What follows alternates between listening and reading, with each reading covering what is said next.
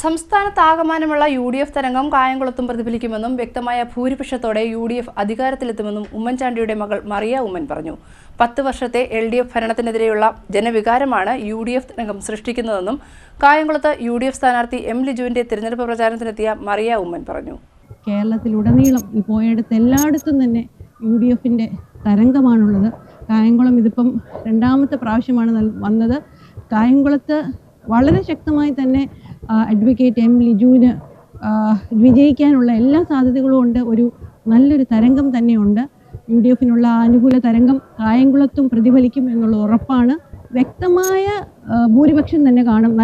നല്ല രീതിയിലുള്ള ലീഡിലും എല്ലാവർക്കും നല്ല ലീഡും വ്യക്തമായ ഭൂരിപക്ഷത്തിൽ UDF അധികാരത്തിലേറും. 10 വർഷത്തെ ദുർഭരണം, ഞാൻ UDF തരംഗമുണ്ടെന്ന് പറഞ്ഞു, UDF അധികാരത്തിലേറുമെന്ന് പറഞ്ഞു. UDF തരംഗത്തിൻ്റെ റീസൺ വേറൊന്നുമല്ല, 10 വർഷത്തെ ദുർഭരണം മാത്രമാണ് UDFന് ഏറ്റവും അനുകൂലമായ ഘടകം. ജനങ്ങളുടെ ആവശ്യമാണ്, കേരളത്തിലുള്ള എല്ലാ ജനങ്ങളുടെ ആവശ്യമാണ് UDF അധികാരത്തിലെത്തണം എന്നുള്ളത്.